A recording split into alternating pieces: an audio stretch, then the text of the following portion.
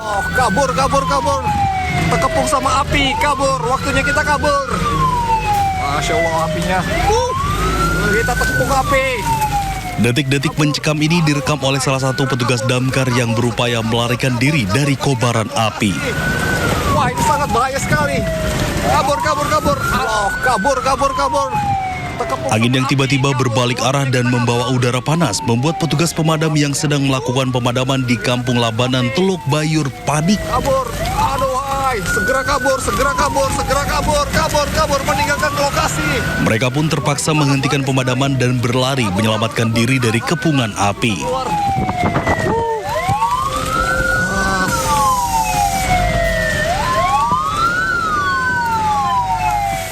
Hingga hari ke-21, kebakaran hutan dan lahan di sejumlah wilayah Kabupaten Berau masih terus berlangsung.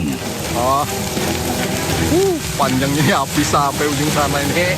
Keterbatasan personil dan kendaraan pemadam menjadi salah satu kendala di lapangan. Kondisi personil ini kami tidak terpaku ya. Mereka ini selalu mobile. Mobile artinya di mana diperlukan kita backup dulu di sana. Kemudian kita lihat situasi juga. Berdasar data BMKG Berau, sejak 1 Agustus hingga 21 Agustus 2026 tercatat 4.322 titik panas yang tersebar di 11 kecamatan. Dari Berau, Kalimantan Timur, Zuhri, iNews melaporkan.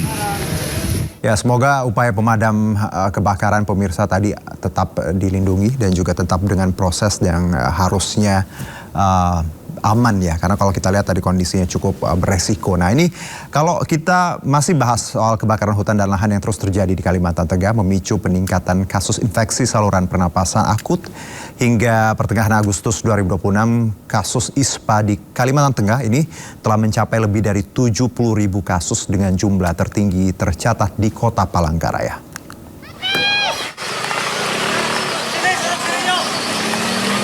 Kebakaran hutan dan lahan di tengah musim kemarau dan cuaca panas masih terus terjadi dan meluas di Palangkaraya dan sejumlah kabupaten di Kalimantan Tengah. Di Palangkaraya berdasarkan data BPBD setempat, total luas hutan dan lahan yang terbakar hingga kini telah mencapai lebih dari 263 hektar. Maraknya karhutla memunculkan kabut asap yang menyelimuti sejumlah wilayah. Kondisi ini membuat warga yang beraktivitas di luar rumah terpapar asap dan sebagian harus memeriksakan kondisi kesehatannya ke puskesmas. Berdasarkan data Dinas Kesehatan Provinsi Kalimantan Tengah, jumlah kasus ISPA sejak Januari 2026 hingga 2 minggu pertama Agustus 2026 telah mencapai 70.407 kasus. Terbanyak diderita oleh anak-anak. Kasus tertinggi tercatat di Kota Palangkaraya dengan 15.515 kasus. Sementara itu Kabupaten Kota Waringin Barat menempati urutan kedua dengan 12.241 kasus. 2 minggu di bulan Agustus itu sudah tercatat 70.470 kasus ISPA secara Kalimantan Tengah. Nah, yang tertinggi itu ada di Kota Palangkaraya, yaitu sejumlah 15.515 kasus. Menyikapi kualitas udara yang menurun akibat kabut asap dalam beberapa hari terakhir, Dinas Kesehatan Kalimantan Tengah menghimbau masyarakat, terutama anak-anak, agar tidak bermain di luar rumah.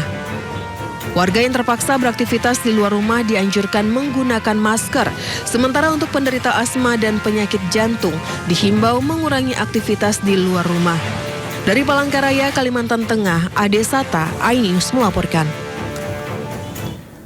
Pemirsa, Presiden Prabowo Sabtu siang tiba di Kalimantan untuk langsung melihat lokasi kebakaran hutan di Kubu Raya, Kalimantan Barat.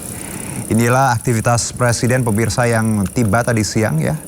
Nampak didampingi Seskap Teddy, lalu juga ada Prasetyo Hadi, ada Panglima TNI dan Kapolri mendatangi salah satu titik kebakaran hutan di Desa Limbung, Sungai Raya.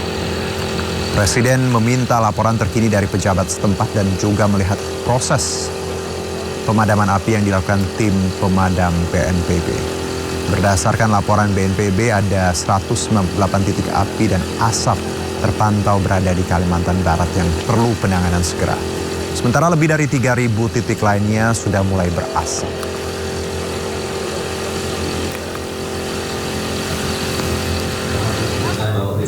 Ya, nah ini pemirsa, sebelumnya Bapak Presiden ya Prabowo Subianto memimpin rapat terbatas penanganan karhutla di Posko Satgas Udara Lanut Supadio, Kalimantan Barat.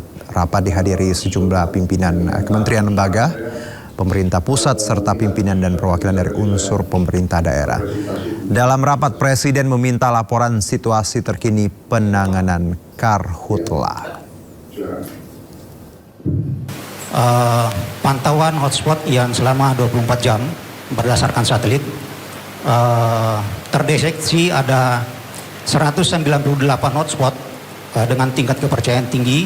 Ini artinya dengan tingkat kepercayaan tinggi ada titik api dan asap yang terjadi di wilayah Kalimantan Barat. Kemudian tingkat kepercayaan menengah itu ada 3.100 dan 406 dengan tingkat kepercayaan rendah. 3.100 ini itu berupa kepulan asap. Kami laporkan bahwa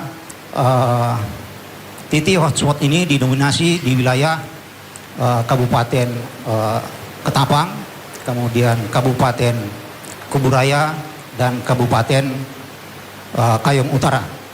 Di wilayah sektor selatan, kemudian di wilayah timur juga Kabupaten Sanggau, Sintang, dan Sambas.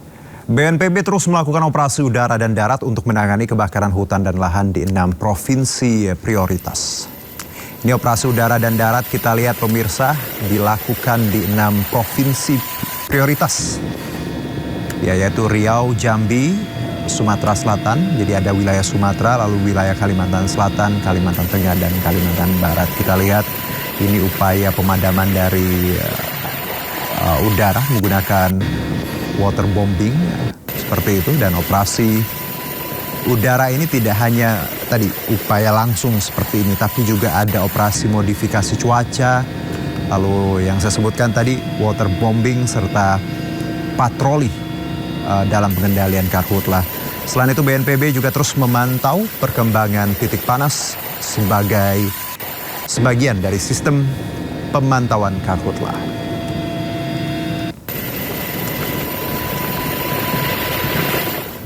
TNI Angkatan Udara menyiagakan sejumlah pesawat untuk mendukung penanganan kebakaran hutan dan lahan di wilayah Kalimantan. Ini adalah armada yang disiagakan.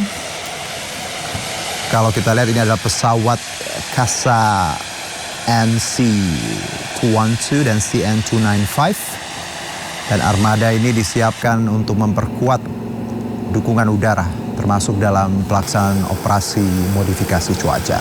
Sebelumnya 3 pesawat Kasa NC212 dari Skadron Udara 4 telah dikerahkan dari Lanut Abdul Rahman Saleh Malang menuju Kalimantan Barat dan Kalimantan Timur Jumat siang. Selain itu TNI AU juga menyiagakan pesawat Hercules sebagai unsur pendukung yang siap dikerahkan sesuai dengan kebutuhan operasi. Dalam rangka penanggulangan kebakaran lahan dan hutan di wilayah Kalimantan ini, TNI Angkatan Udara mengerahkan 3 pesawat Kasa 212 dari Skadron Udara 4, Wing Udara 12, Grup 1 Angkut untuk melaksanakan operasi modifikasi cuaca guna mempercepat proses terjadinya hujan